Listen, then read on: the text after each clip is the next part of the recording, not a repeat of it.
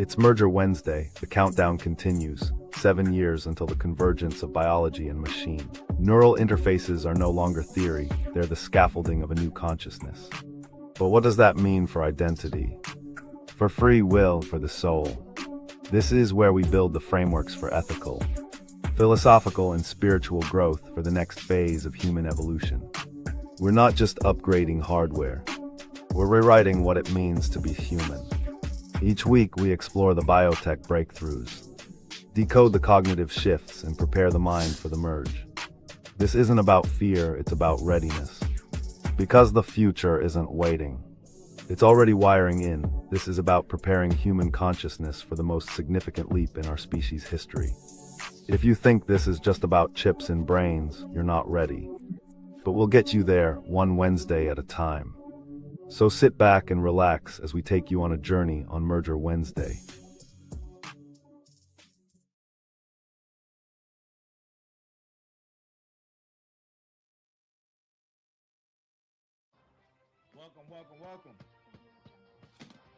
Welcome to Merger Wednesday, episode number 11 of Merger, episode number 199 of the Final Boss podcast, episode number 199. And man, we are almost at the finish line. We are almost at the finish line. I want to do that one more time, man. We are almost at the finish line, right? Listen, to my smarts, to my final bosses, to my warriors, to my final bosses, to each and every last single one of you, thank you for joining. And everyone else, thank you for being here, man, for this momentous occasion, man. This momentous occasion. One episode to go before this season 3 is done. Season 3 is done. The reckoning is behind us, and we're going to the rebirth. Shirt is kind of crazy right now. Well, I don't know what is going on with that, but look, the rebirth is around the corner. Now, of course, I have to take off some time, right? We have to take a slight hiatus before we get into the rebirth, but the rebirth will happen. It is going to happen. No doubt about that, right? To each and every last single one of you that are here with us, right? We got Tara in, we got Shakanda in, we got Andrea in, we have Big Bear. Hey man, Big Bear is in the building. That's my man right there, Big Bear Adams. Thanks for joining us, bro. And we got the Rossum. I hope I listen. I apologize if I'm gonna just call you Tho. My man Tho is in the building. So, and we got a couple of people who are coming in, man, on all the other platforms, right? All the other platforms. And look, let me tell you, right? If you haven't gotten Go Time, go get Go Time all aboard the Fired Up train. Listen, I'm gonna be doing a special next month for the spring rebirth. As we're going into the rebirth, I have something special for you for all aboard the Fired Up train. Go Time all aboard the Fired Up train. But right now, you can go get it where all books are sold. Where all books are sold, man. Go get Go Time all aboard the what? The Fired Up train. Now, normally, I don't run the train on Merger, right? Because this is our doctoral session, right? So I don't normally run the train on Merger. But for tonight, because tonight is the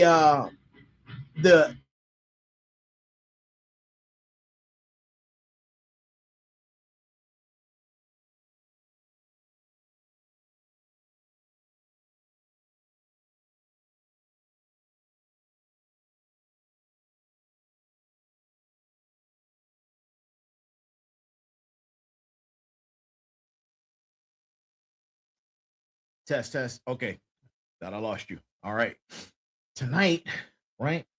Because it's the night before the season finale, right? I had to bring my energy down some. I'm knocking cords loose and equipment. It's crazy right now. I'm super excited. But look, because, right, it's the night before the season finale, I had to run the train, right? I had to run the train. But man, listen, before we close tomorrow, you don't want to miss this show tomorrow. You do not want to miss the season finale. Make sure you go to our website, which is www.thefinalbosspodcast.com, so you can see all of our episodes, right? And you can have more options for being more, it's more interactive, right? So go on our website, right? It's www.thefinalbosspodcast.com. You want to shoot an email at info, I-N-F-O, at thefinalbosspodcast.com. Now, look, we got great things that are happening for the rebirth that's coming for season 4, man. We have AI agent that we've introduced, and you would get a chance to actually see her and witness her at work, right? She be here for season 4. Also, she's going to be vetting individuals who want to be host inside of the Final Boss podcast, inside of the Final Boss community, inside of the Final Boss network, right? She'll be here, right? New equipment, of course, man, possibly new setup, man. The merch site will be ready for season 4.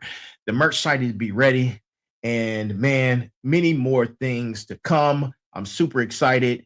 More guests, more higher level guests, right? Now, nothing against the guests that we've already had, because these guys are still experts in their known field. But here's the thing, I know them, right? You didn't. So I was able to introduce you to them. But season 4, we're going to have a lot of more guests that you actually know, right? So shout out to the guests that are coming on board for season 4, man. We're going through some of the vetting and shooting out some paperwork, right? And for that to happen. So tonight, Merger. Yeah, I know this show is special to me, right? This has become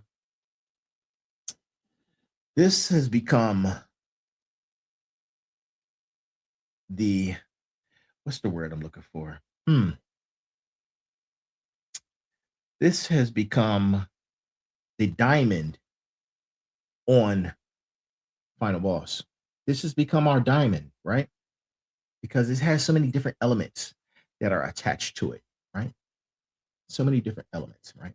But one of those elements, man, we can already get into tonight, and that is, we're going to be talking about the Neuralink, right? We're going to be talking about the first human that accepted the Neuralink.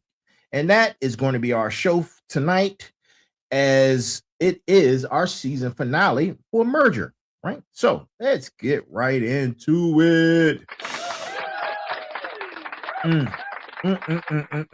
Let's get rid of these banners and let's go, right? So here it is, right? Listen, and listen very carefully.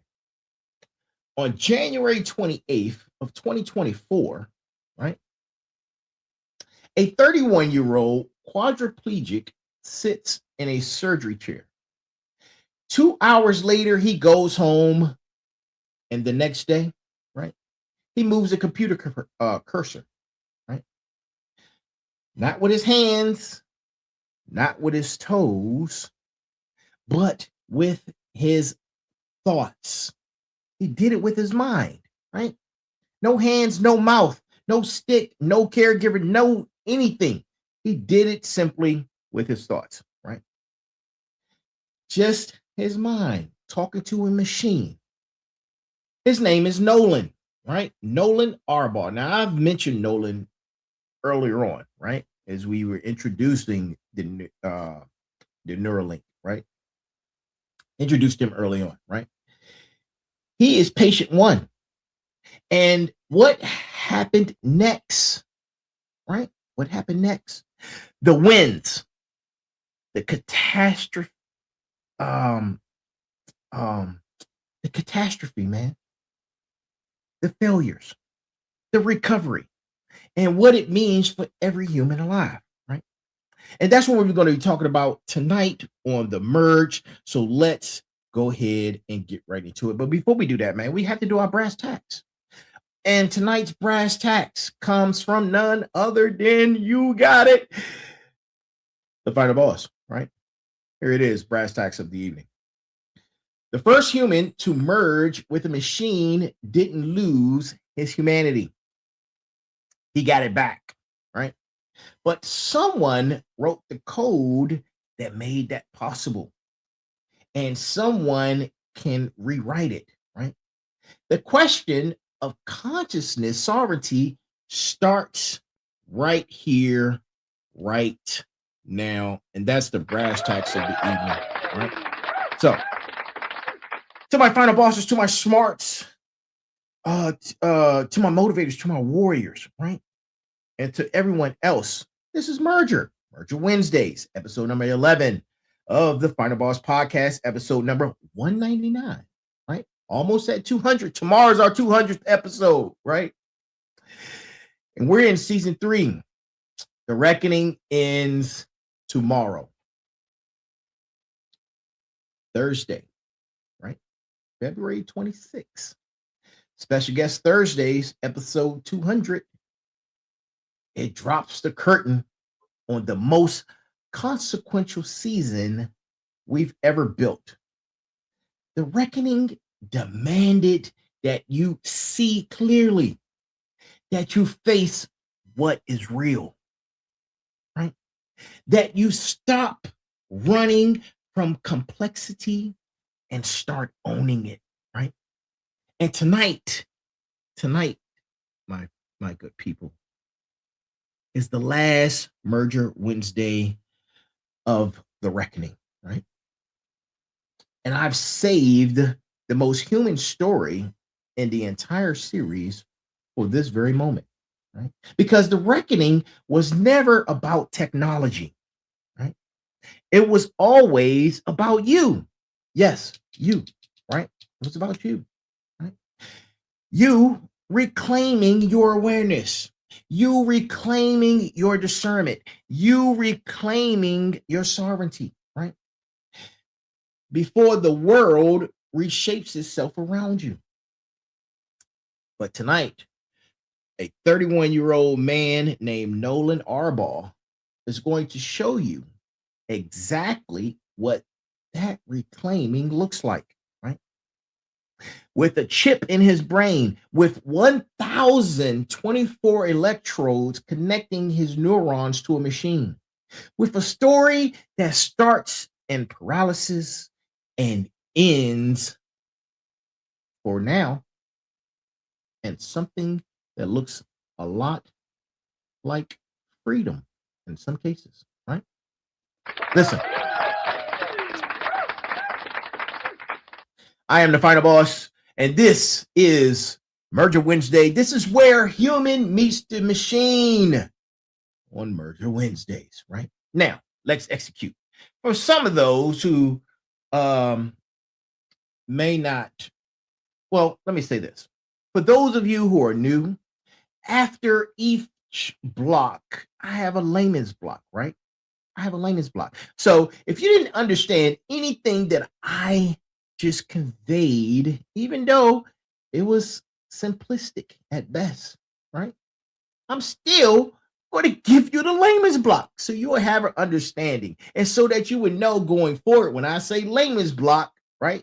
If you weren't tuning in to the doctoral language that I was introducing you to, then you can have a better understanding when it came to the layman's block, right? So tonight's layman's block, to summarize what I just said, here it is, right? Tonight, we're talking about a real man with a real computer chip surgically placed in his brain and what actually happened when they turned it on, right? This is not a movie. This is not a theory. This already happened. And by the end of tonight, you will understand exactly why it matters to your life. Yes, you, right? And whether you will ever get a chip or not. So let's get into it. I deserve the Evie laugh for that. Trying to have a little bit of fun, man, because, you know, mergers can get pretty rough sometimes. But because it's the night before the season finale, we're going to have a little bit of fun tonight, right? So before we talk about the technology, we talk about the human, right? Because this story only matters if you understand what was lost before the implant was placed, right? So you had this gentleman, right? Noland, right? He was 22 in 2016, right? Student, athlete at Texas A&M University, right? Working as a summer camp counselor in Pennsylvania when a swimming accident dislocated two vertebrae, right, in his spine. I know that painful all too well, right? I've had back surgery, so I know. Maybe not to that level, but yeah, I know, right? He woke up paralyzed, right? He woke up paralyzed from the shoulders down, quadriplegic, right? No movement, no sensation, right? No sensation below the neck. He described his life in the years that followed as a blur of meaningless time, right? Of meaningless time. Now,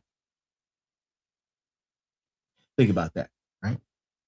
Think about it. If you were put it in a quadriplegic position and there were options out there available for you to gain movement and possibly regain motion in your limbs, feelings, and your extremities, right? What would you do? Would you take it, right? Or would you stay a quadriplegic for the rest of your life, right? Think about that, right? A young man in his 20s, no digital freedom, no independence, limited ability to communicate, right? Limited ability to interact, limited abilities to create, limited abilities to learn. His primary method of using a device was a mouth stick. You guys seen the mouth stick, right? Where they had yeah, I'm not going to demonstrate that, but that might be disrespectful. But a mouth stick, right? It's like a stylus that a caregiver placed in his mouth while he sat upright and he was tapping on a tile, like a tablet, right? Some type of device, right? And that caused a lot of discomfort, muscle fatigue, right? Pressure, sores, you name it, right? You name it, right? It also affected his speech, right? That was his interface with the rest of the world after the accident. Now, fast forward, right? Fast forward to January 28th, 2024, 7 years later. He's 29, right? He's 29. And he goes to Barrow Neurological Institute in Phoenix, Arizona, right? And under 2 hours of surgery, he was released. He was released from the hospital the next day. No cognitive impairment. He goes home. And when Nolan wakes up, right? When he wakes up, and the next time he sits in front of that computer, right? He's able to move the cursor with his mind. Right? Noland is patient one, right? Nolan is patient one. And here's my latest block, right? Nolan couldn't move his hands. He couldn't move his arms. He couldn't move anything below his neck for 8 years. 8. His only way to use a phone or computer was having someone put a stick in his mouth so he could tap on a screen. That's it. Right? At 22 years old. Right? At 22 years old. Right? 22. Think about it. That was his world. Then he got the brain chip. And the next day he was moving a computer cursor with his thoughts alone. And we are not talking about the future. We're talking about 2024, right? And that's my latest block, right? Now, what is the N1 implant, right? I know you want to know. And guess what? I'm going to tell you. I'm going to tell you what the N1 implant was. It's also called telepathy, right? That's the company's name for it, right? That's the company. Not, listen, don't jump ahead. The company called the chip telepathy, right?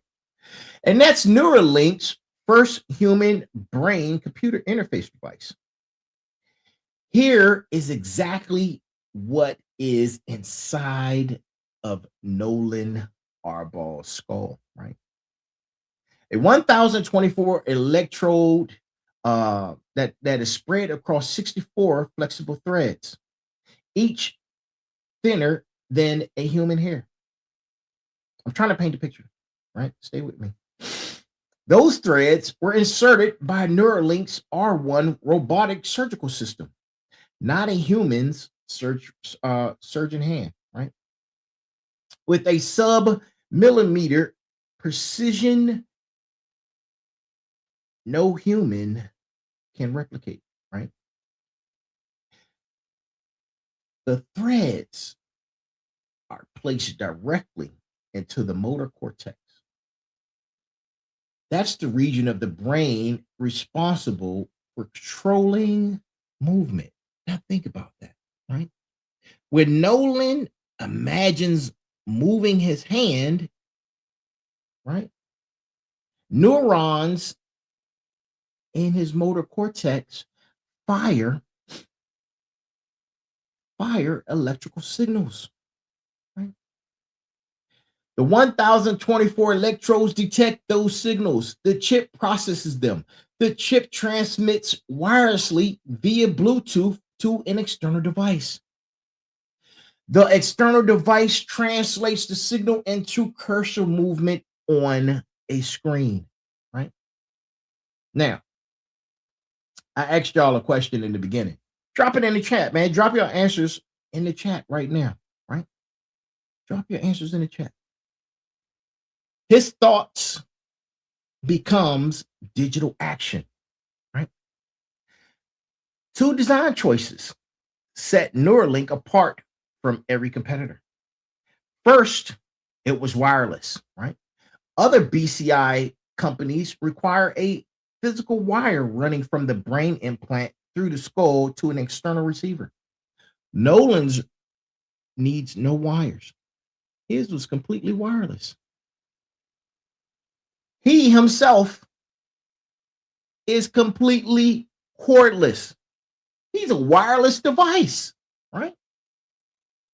Second, as a wireless device, he's able to receive over-the-air updates, right? The device can receive software changes wirelessly, the same way your phone receives updates, the same way your laptop receives updates, right? The clinical significance of that capability cannot be overstated, and we will address it, right, tonight, but later on in the show, right? The device, get this, the device is powered, right? It's battery powered. It charges inductively, right? Like a wireless charging pad, approximately every 5 hours. Surgery only took 2 hours, and he was home the next day, right? Now, I don't think you guys need a layman's block for that. I think that was pretty self-explanatory. But if you need a layman's block, raise your hand. Raise your hand. Oh, I see some hands raised. Good. Here's my layman's block. Picture this. A coin-sized computer sitting in a small well drilled in Noland's skull. Attached to it are 64 wires, each one thinner than a single hair on your head. That is going directly into the part of the brain that controls movement. Those wires listen to his brain, right? And when it thinks, move right, the chip hears it. It sends a signal to the computer like a Bluetooth headphone set, right? And the cursor moves in that direction. No wires coming out of his head, no surgeon needed for updates, just a chip, right? A little bit of threads, a lot of that. Yeah, a little bit more than a little bit, right? And a brain doing what brains do. And that's think, right? That's think. That was my layman's block. Now, on day one of using the Neuralink device, Noland broke the standing world record for brain-computer interface speed and precision, right? The previous record had been set in 2017. Imagine that, right? Neurolinks published data measured his cursor to control performance at around 9 bits per second, more than double the previous BCI world record holder, right? And for context, the median able-bodied person using a standard computer mouse performs at approximately 10 bits per second, right? So he was moving a bit slightly faster than a normal human being, right? A paralyzed man, first time ever using brain-computer interface on day one, right? Nearly matching what able-bodied humans' performance was. Right? He described learning it as very, very easy. And the next thing you know, right? Within weeks, he was playing chess. He was browsing the internet. He was controlling his smart home devices. He was even playing Mario Kart, right? Everyone loves a good game of Mario Kart, right? And he was doing that with his father, all without moving a single muscle below his neck, right? He gave the implant a name, and he called it Eve, right? And these were his own words, right?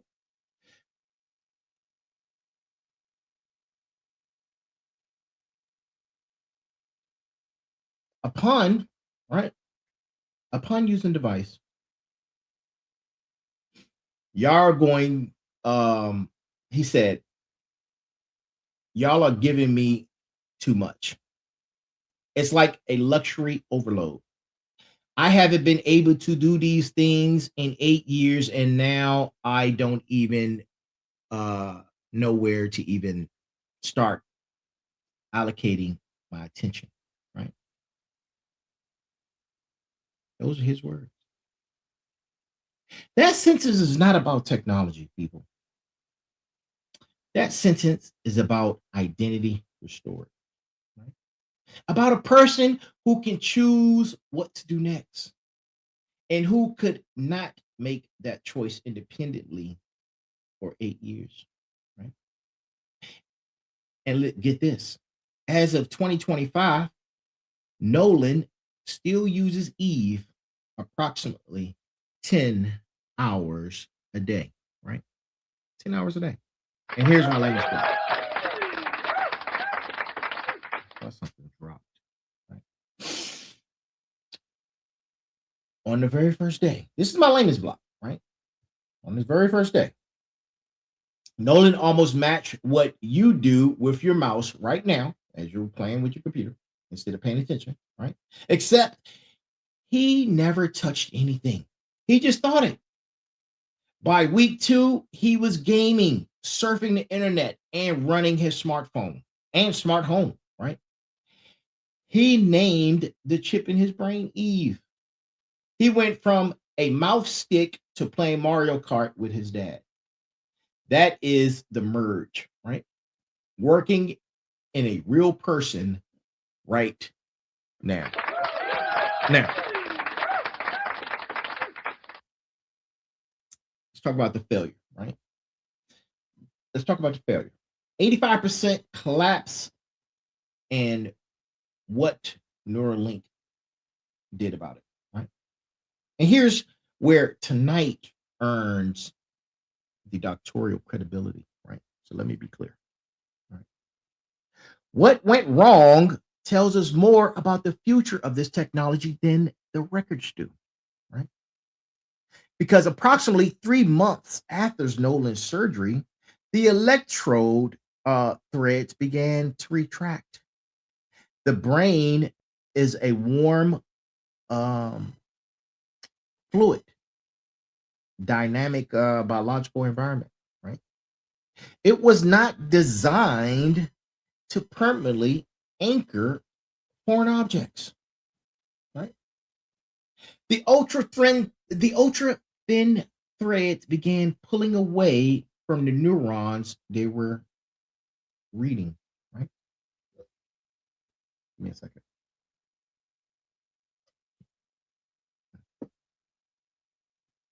By full assessment, approximately 85% of the implanted threads have retracted and gone unresponsive. 85%. The device went from reading thousands of neurons to reading a fraction of them. Noland's cursor control degraded significantly, right? In conventional medical device engineering, an 85% component failure, that rate in 3 months post implementation, right? Or implantation, right? That would trigger a product recall or mandatory corrective surgery, right? Neuralink, get this, Neuralink did neither. They deployed a wireless software update. Right? The engineering team rebuilt the signal interpretation algorithm, right? Rebuilt it in its entirely, right? They built it, rebuilt it. Right? Think about it. He was able to receive an update that fixed the problem, right? Now, redesigning the AI model to extract maximum meaningful data from the surviving 15% of the active electrodes is significant. That update was delivered over the air directly to the chip inside Noland's brain. No operating room, no anesthesia, no incision. Noland was probably sitting on a couch or on the bed, probably in the bed, right? The update worked. Noland not only recovered his prior performance levels, he surpassed his pre retraction benchmarks, right? The software became more efficient, right? More efficient than the original configuration, right? With 4 times fewer working electrodes. The critical insight, the most consequential component in Neuralink's architecture is not the hardware. It is the adaptive software layer, right? The ability to recalibrate a neural interface around biological reality without reopening the skull, right? Now, I know some of y'all are calling for the layman's block on that one. I got you, right? So think about it. 3 months in after surgery, 85% of the wires in Noland's brain stopped working, right? Think of it like your Wi-Fi router going from 100 bars to 15, right? And instead of going back to surgery, Neuralink sent him a software update, like updating all of our devices, right? Except that app is living in here, right? Is living in here. The update rewrote how the chip reads the remaining signals, and he came back stronger than before. The lesson in that is that the real power isn't the chip, it's the software they can push into it remotely. That detail matters, right? And it matters a lot. And we're going to get into it a little bit later, right? That's the layman's story. So, right? Let's talk about patient number 2 in engineering corrections, right? Because that's usually what happens after you deploy or create, right? The second one is always better than the first one, most times, right? Most times. And here it is. The logical follow-up, right? The logical follow-up question to the 85% retraction failure is simple. Did Neuralink fix the hardware, or did they just learn to code around a broken product, right? The answer is confirmed in patient 2, and we're going to talk about it. Right? Patient 2, known publicly only as Alex, right? Only as Alex. And patient 2, or Alex, he received his N1 implant on July, somewhere between July and August of 2024, right? Approximately 6 months later, after Noland, Alex experienced no thread retraction, 0, right?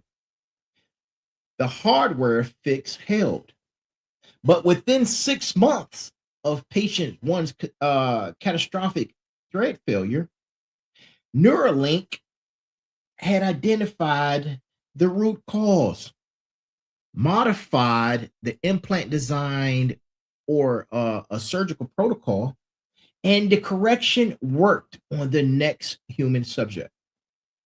6 months from failure, they identified that the failure that they identified, right? That failure was resolved, right? Alex used his device to play video games and design 3D objects, right? Using computer-assisted software, fully functional, right? No degradation, right? And in January of 2025, Elon Musk publicly confirmed a third patient at an event in Las Vegas. He stated, right? This was his assessment. We've got now 3 patients, 3 humans with Neurolinks implanted, and they are all working well, right? The trajectory from confirmation by late 2025, the prime study, right? The prime study of Neuralink's FDA sanctioned clinical trial for patients with tetraplegia and ALS had enrolled 21 participants across 4 countries. And those 4 countries are the US, Canada, the UK, and the UAE. And in June of 2025, right, Neuralink closed a $650 million Series E funding round, right? The company is targeting high volume production and fully automated surgical procedures for 2026, right? And here's my layman's block. After Noland's wire problem, Neuralink went back to the drawing board on the physical implant design. The next person who got one, who was Alex, had 0 wire issues. Problem found, problem solved, problem fixed. One patient to the next. That's engineering under pressure, right? And now they're up to almost 21 people in 4 countries with chips in their brains, and $500 million in new funding to scale it up. That, my friends, that is not a science experiment. That's not science fiction. That is science now, right? This is a company in production mode, right? As they ramp up production for this year, right? Now, that was the latest block, right? Now, let's talk about the competitors, right? Because Neuralink is the most visible player in the BCI space, but they're not the only player, right? To my smarts community, right? They're the ones who understands competitive landscapes, because whoever wins this race shapes the architecture of human consciousness, right? And that company is called Synchron, right? Synchron. And they have a stent stentrode device, right? Which is minimally invasive delivery, right? It's threaded into blood vessels into position near the motor cortex, right? No open skull surgery required, which is has a lower surgical risk, right? Currently, right, in human trials across multiple patients. The trade-off is this: it's less precise, right? It has a less precise signal capture than Neuralink's direct cortical penetration, right? And then there's precision neuroscience, right? And they have a layer 7 device, right? Which is an ultra thin, flexible cortical array that lies on the surface of the brain. No penetration into tissue. That's the difference, right? Multiple human subjects enrolled, ongoing studies are continuing, and they're designed for easier removal than penetrating devices, right? And then you have BlackRock Neuroscience, right? They have what is called a Utah array, right? It's the oldest BCI in human use. It's been in deployment since 2004. It's a wired external connection. And it's also the most published clinical data of any device in the field. The standard barrier against which all others are measured, right? And then you have a company called Paradromics, right? They have what is called a Connexus device, right? The Connexus device is focused on high bandwidth biodirectional BCI, right? The ability to send data into the brain, not just read it out. It's a two-way communication between human cognition and machine systems, right? The most consequential capability on this list from a sovereignty standpoint, right? The brain-computer interface market is currently valued at $400 billion with a B dollars, right? And get this, Neuralink's next product is called Blindsight, right? Blindsight targets the visual cortex, not motor control, not cursor environment or movement, right?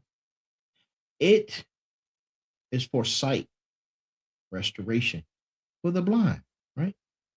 This is an FDA breakthrough device, which has a designation. It received this designation in September of 2024.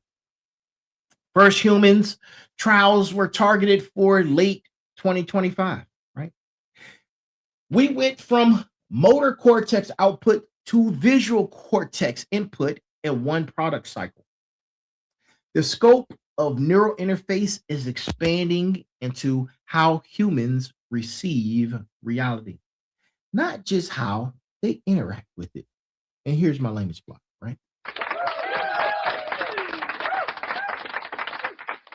Listen,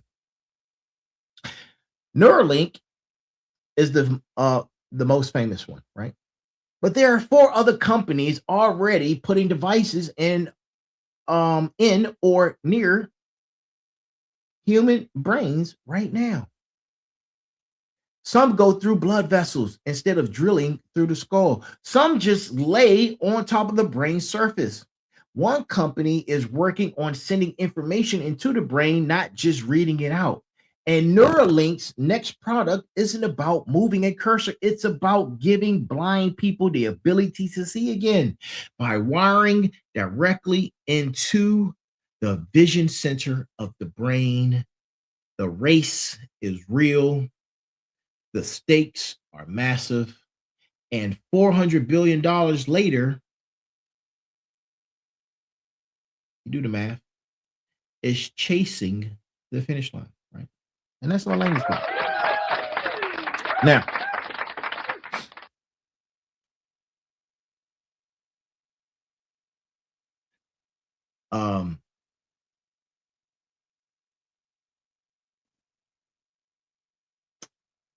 you're probably wondering, why didn't Neuralink target the motor cortex first, right? Seems feasible. Why not memory? Why not language? Why not the emotional centers, right? The answer is convergence of science, rigor, and strategic positioning, right? The motor cortex is the most extensively mapped region of the human brain. With over a century of neuroscience that has produced precise topographic maps identifying which specific neurons correspond to which specific body movements, right? We're talking about the thumb, we're talking about index fingers, the wrist, we're talking about mapping that is called, what is it called? It is called cortical homunculus, right? A functional body map laid across the surface of the motor cortex. Right? Because of this very mapping and its precision, right? Neuralink engineers place electrodes in the motor cortex, and they know with high confidence what they're reading. Right? Signal to noise ratio is manageable. Error rates are lower. Outcomes are more clinically predictable than any other brain region at the current state of electrode resolution, right? Targeting the prefrontal cortex, where identity, personality, and executive decision making reside, right? Or the hippocampus, right? Where memory consolidation occurs, would produce neural data for too complex and unstructured that are unstructured, right? Too hard to interpret, right? Reliably anyway, with our latest technology, right? The cortex was the scientifically optimal entry point. It made sense. The strategic implication is critical for the smarts community, right? To understand, right? The FDA approved the prime study on the premise that this is an assistive medical technology for paralyzed patients. That premise is true. It is also it is also an entry point. The same electrode architecture reading motor signals is technically capable of reading signals from adjacent and interconnected cortical regions as the array signal resolution improves, right? The motor cortex was chosen because it was the most accessible, right? It was the first foothold, not because it represents the permanent boundary, right, of what this technology can perceive, but it was the entry point because of the mapping. They knew where to go, right? And here's my latest book. Think of the brain like a city, and the motor cortex is like downtown, right? It's the most mapped, most studied, most understood neighborhood in the whole city. Neuralink built there first because they knew the streets, right? They knew the streets. Memory, personality, emotion, those are the uncharted suburbs, right? With no street signs, right? But once you have the infrastructure of downtown, right, you can expand to the neighborhoods, right? And it becomes a matter of time and technology improvement, like building new roads, right? Going out to the suburbs. The motor cortex wasn't the finish line, it was the foundation, right? It was the foundation. And that's my latest book. Now, this is the segment Merger Wednesdays was architected to deliver. Right? This is the reckoning within the reckoning, right? Noland Arbaugh named his implant Eve. The device restored his identity, his academic, his life, his abilities, right? And his speak by every measurable outcome. Eve is a transformational benefit. And here's the doctoral level systems question that cannot be ignored. The software update that restored Nolan's function after 85% thread retraction. Think about this, right? Who authorized the deployment of that update, right? Who did? Neuralink, the corporation? Not Nolan. The person with personal consent to each code change, right? Not his treating physician signing off on every firmware revision. Not an independent FDA panel reviewing the update parameters before deployment. Neuralink's engineering team wrote, fixed, and sent that fix wirelessly into a device embedded into a living human brain. The outcome was beneficial, right? By all means, right? By all means, beneficial. The intent was repair. The technology be performed as is designed to do so. The architecture that made that beneficial update possible is identical to the architecture that would make any other update possible. A capability restriction, right? A performance throttle tied to subscription status. An expansion of data collection parameters. A behavioral influence mechanism or a forced shutdown, right? This is not a Neuralink accusation. This is a threat service analysis, right? We're doing critical thinking right now. Because if you think about it, the foundational methodology of cybersecurity and the core ethical frameworks of AI governance is what I'm studying, right?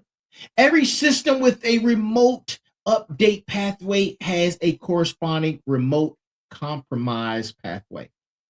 Those are not two different systems.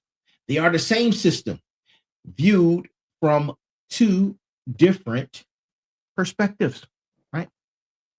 As a cybersecurity CEO and doctoral candidate in AI ethics, right?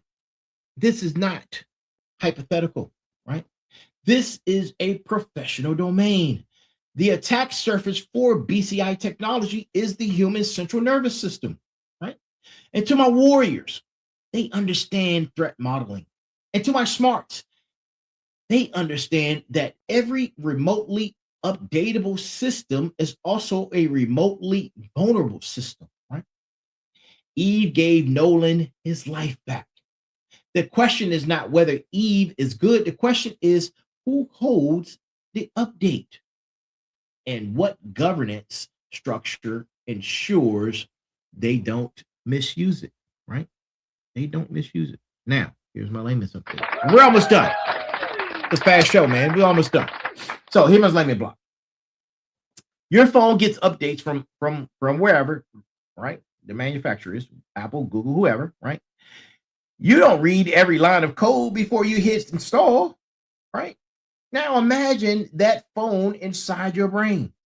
The company that built it can push a software update to it wirelessly while you're sleeping. They did it for Nolan and it helped, right? Perfect. But the same ability to push a helpful update is the exact same ability to push something else or anything else. No chip in the brain should operate without an independent governing body controlling who goes in and what comes out. That's not paranoia. That's cybersecurity 101 applied to the human nervous system, right? That's what I'm. Now,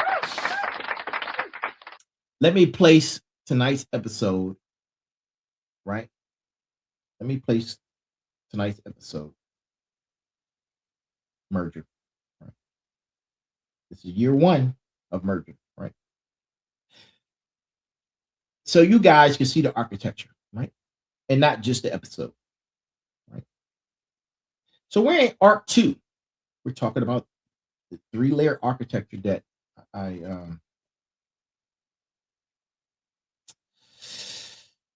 we're talking about the 3-layer architecture that I developed, right? Arc 2. And this is the 3-layer dive. I'm giving you this information, right? If you go back and watch episodes 5 through 12, episodes 5 through 12, those are 3 layers, right? Layer 1 was the biological, right? That was the smart blood, right? Programmable nanobots, CRISPR gene editing, mRNA delivery systems, the merge operating at the cellular and molecular level inside the human body, right? Episodes 5 through 8 covered this layer completely. And then there's layer 2, right? That's the neural interface. That's the brain-computer interfaces, the direct electrochemical bridge between living neurons and digital systems. Episodes 9 through 11, including this episode tonight, covers that, right? Neurolinks in one implant is layer 2, right? Made operational and clinically documented, right? Now, layer 3. Layer 3 is environmental. Now, we talked about smart dust early on, right? We talked about MEMS sensor networks. We talked about ambient intelligent infrastructures. The merge extending outward from the body into the surrounding physical environment, creating a continuous data field between human biology and external technology, right? And in episode 10, we talked about the Internet of Bodies, and we introduced that layer, right? Now, when we return to the rebirth, we're going to be diving into episode 12, which is also part of arc 2, right? All 3 layers enter the same frame simultaneously. A human body with smart blood flowing through it, a Neuralink in the motor cortex, walking through an environment saturated with MEM sensors and smart dust networks. 3 layers active, one human being at the center. That's convergence, right? That's coordinated. That's simultaneous. That's biodirectional, right? The clinical and philosophical definition of the complete merge, right? Arc 2 closes in season 4, right? Reckoning closes tomorrow. And here's my latest one. Derailment stuff, right? Think of it like a 3-story building. The basement is your biology, right? Blood, genes, cells, the main floor, right? Oh, no, I'm sorry. Yes, your basement is your biology, right? That includes blood, genes, and cells, right? The main floor is your brain, connected to machines through neural interfaces, right? The roof is your environment, sensors and networks surrounding you everywhere you go. We spent 8 episodes building each floor separately. When we return to season 4, the rebirth, episode 12 of Merger, right? We will open all 3 floors at the same time and look at the complete building. That's the merge. Not one layer, all 3 simultaneously, operating in a single human body, right? Single human body. That's when we close the blueprint, right? That's when we close the blueprint. Now, let's talk about patient 1 again, right? Let's step back from the engineering for a couple minutes, right?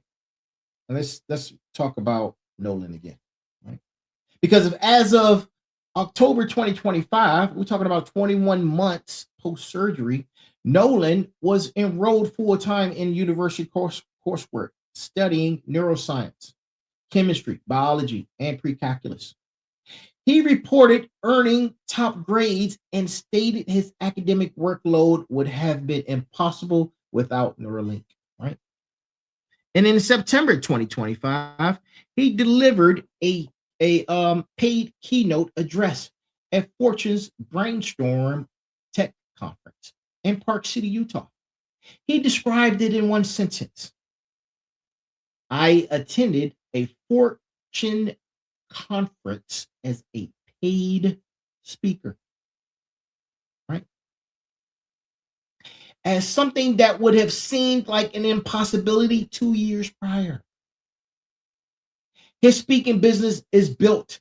His legal structure is in place. He is booking conferences and podcasts. He stated his goal is to speak once or twice per month and to spread awareness of what this technology is and what it has meant for his life, right? There's been 2 difficult chapters, right? 2.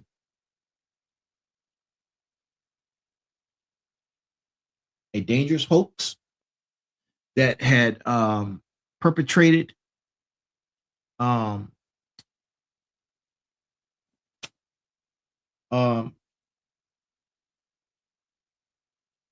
something criminal, right?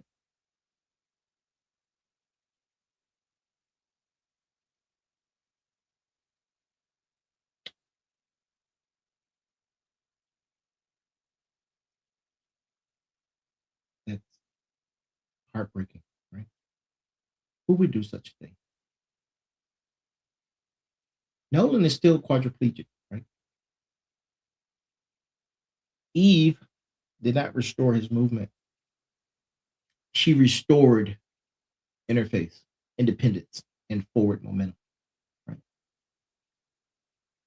His 21-month public update described his journey using 3 words: resilience, faith, gratitude. Right? He teased significant news that his 2-year update is coming this year. Right? I told you he named the device Eve. Right? That single act of naming, calling a chip Eve, carries the weight of everything Merger Wednesdays has been building toward this season, right? Eve is not separate from Noland. She's a part of how he moves through the world, part of how he learns, creates, communicates, and builds. Right? The merge did not erase him, it extended him. Right? The question this season was designed to force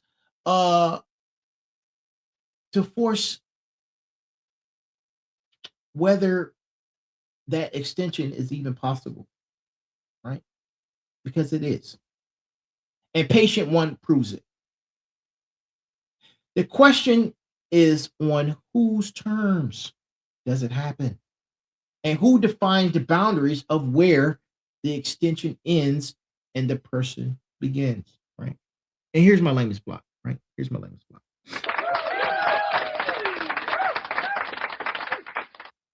2 years ago, Noland couldn't go to school, couldn't work, couldn't do most of the things that make life feel like life. Today, he's in college getting top grades, speaking at Fortune 500 conferences for pay and building business, all because of a chip named Eve, right? He still can't move his body below his shoulders, but he can move through the world. That's important. There's a difference between curing a disability and giving someone their agency back.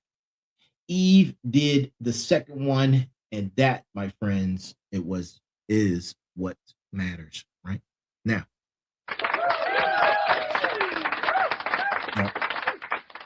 the reckoning was designed to produce clarity, not fear.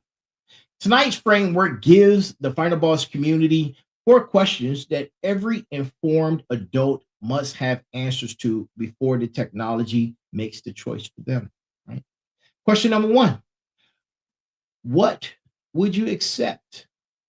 Right? What would you accept a neural implant to restore? Right? The FDA currently approves BCI trials only for medically necessary conditions. Tetraplegia, ALS, and the next phase is enhancement for able-bodied individuals. Where's your personal line between medical necessity and elective augmentation? That line is yours to draw, but only if you draw it consciously before the product launches. Right? And question number 2: who do you trust to hold the update key? The company, a government regulatory agency, an independent open source consortium, right? A patient-controlled, decentralized protocol, right? This is the central governance question for the next decade of neurotechnology. If you have a chip in your brain, someone has administrative access to it. Who that someone is, right? And what legal authority constrains them determines your sovereignty, right? And then there's question number 3: what data are you willing to generate, right? What data are you willing to generate? The N1 implant reads motor signals, but with 1,000+ electrodes in the motor cortex that also detect activity patterns, arousal states, cognitive load signals, and neural correlations of emotion that bleed over from adjacent cortical regions. 21 participants, right? That data set is contained, right? At 21 million, it becomes the most intimate surveillance infrastructure ever constructed, right?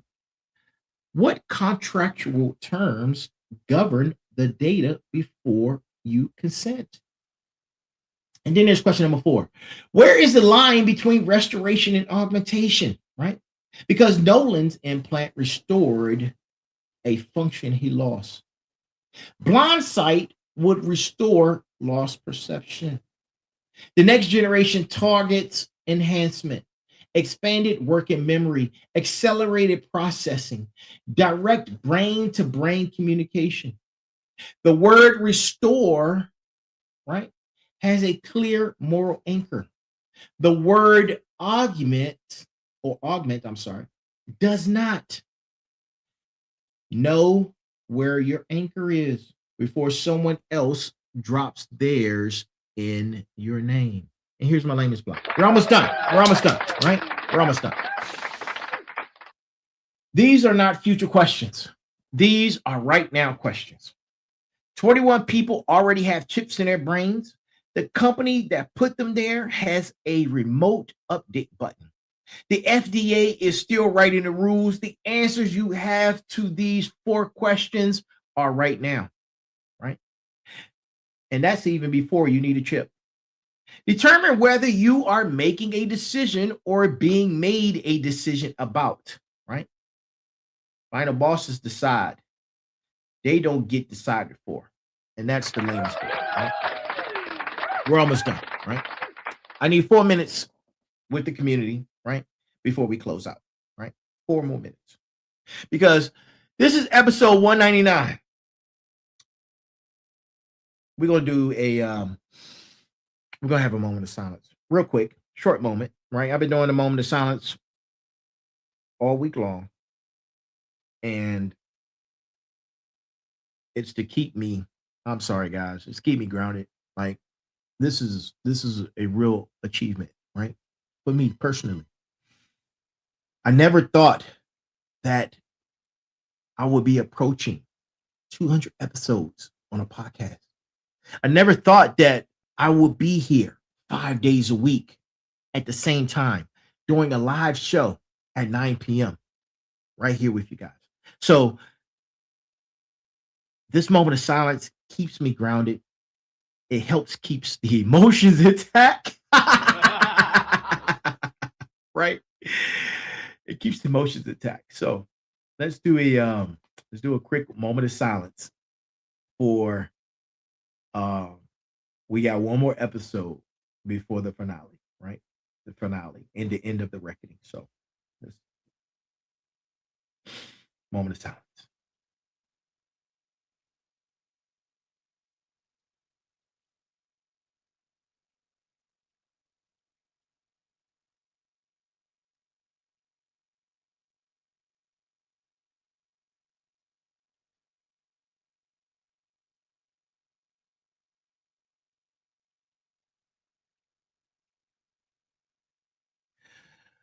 All right, man, it's been cool. So listen, thank you guys. Thank you for that. Listen, a reckoning is not a punishment. A reckoning is a voluntary confrontation, right? With a hint of reality. Deliberate, right? With the intent to emerge on the other side with clear eyes and no more illusions about what is happening around you. This has been the 11th episode of Merger, right? This season. We started this particular segment of the show in December, right? Asking this question: are we already AI, right? And the answer, built brick by brick, has been verified by brick, right? Across 11 episodes. The answer is yes. The merge did not announce itself. It arrived through clinical trials, FDA approvals, gene therapy applications, right? Nanoparticle delivery systems, smart dust sensor networks, right? The Internet of Bodies, right? And tonight, a 31-year-old that has 1,024 electrodes in his motor cortex, who named his implant and is now speaking at Fortune 500 conferences, right? The reckoning was never designed to leave you afraid. Fear belongs to people caught off guard. The final bosses community is never caught off guard, right? We're never caught off guard. We built this season so that when the world comes to you with the merge through a medical necessity, an enhancement offer, a regulatory mandate, or a cultural pressure, you already have the framework. The 4 questions, right? The sovereignty architecture, the doctoral level understanding of what the technology actually does, right? And tonight, this is what we were talking about. Because tomorrow night, right? Tomorrow night, which is Special Guest Thursday, episode 200, the reckoning closes, right? The last episode of season 3. Be there, right? Be there, because season 4 begins in a few weeks with episode 201, the rebirth, the construction phase, the becoming, right? The empire building phase, the season where the final bosses community takes everything the reckoning revealed and builds with it. You survived the reckoning. You are not the same person you entered season 3. And I know this for a fact because I'm not the same person, right? And that, my friends, was the point. That was the point. And to my final bosses, to my smarts, my motivators, and my warriors, here's my last layman's block of season 3, the reckoning of Merger Wednesdays. And here it is. Season 3 was not designed to scare you. It was designed to inform you about technologies that are already running around, already funded, right? Already inside people, right? So that you would never be blindsided, but what is coming next? Tomorrow, the season ends. We rebuild very soon in a rebirth, right? You spent all season reckoning with what is real. Now it's time to build knowing what you know. This is what the rebirth is built for, right? Now, in closing, we're almost done. Thank you for hanging in there, right? Patient 1 survived a device failure that would have ended most clinical programs. He survived it because the team behind the technology adapted, updated, and refused to accept the failure as the final word. He named the implant Eve. The final boss community has been in the reckoning, a season designed to demand clarity, strip away comfortable ignorance, and build the kind of informed awareness that cannot be taken away, right? Once you have it, it can't be taken away. That is the reckoning, right? That is your Eve. That is your tool operating inside you, right? Inside your understanding. That's helping you navigate a world that is merging faster than most people are willing to acknowledge, right? And in season 4, on the first episode of Merger Wednesdays in season 4, that'll be episode 12 of Merger, right? Still an arc 2. It'll be the arc 2 finale, right? We're going to talk about the 3 layers that are working together: the biological layer, the neural interface layer, the environmental layer, right? United in the same frame for the first time, right? The complete consciousness architecture, live, verified, doctoral grade, right? But first, tomorrow night, Thursday, February 26th, Special Guest Thursdays, episode 200, the season 3 finale of The Reckoning, which is one episode, right? One special guest final chapter, right? Be there, right? Be there. And to my smarts, you asked the hard question all season. Keep asking, right? And to my final bosses, you built through discomfort. Keep building. To my motivators, you lifted the community through this season. Keep lifting. To my warriors, you stood in the truth and did not flinch. That is who you are. And tonight, right? Tonight, community question, right? Noland got his identity back through a neural implant. Would you accept it? Would you accept a BCI if it enhanced you? Right? Not just restored not just restore a cognitive function. Yeah. Yes or no, right? Or depends. Tell us right now in the chat before we go, right? Drop it in the comments. Tag someone who needs to hear this conversation tonight, right? And by all means, understand this. I am the final boss. This has been Merger Wednesdays, episode 11 of the Final Boss podcast, episode number 199, right? Season 3, The Reckoning, the last episode in Merger, right? One episode away from when everything changes. Everything changes. And for that, my friends,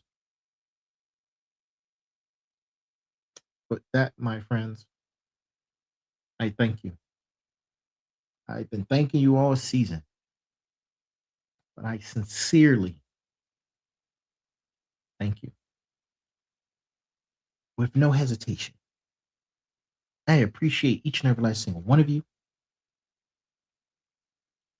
I know in the beginning, merger was a little difficult, right? The language was a little different, right? But we got through it. We improvised, right? We made a lot of corrections, right? And now we're here. We're here at the end, right? And to each and every single one of you, thank you for joining us. That is our show, right? And to all of you, no matter where you're watching and where you're watching from, Facebook, LinkedIn, YouTube, Twitch, Kick, Spotify, TikTok, and X, right? We're on X too. Forgot about that, right? Thank you for being here. Thank you for joining us. Good morning, good afternoon, good evening, and good night. That is our show for tonight. And listen, don't gatekeep. Share the information. Episode 199. And if this resonated with you, let it marinate in your spine. And always remember, there's a heavy pain that comes with discipline, but the pain of regret is even heavier. I am here. We are here. Right? This is the Final Boss podcast.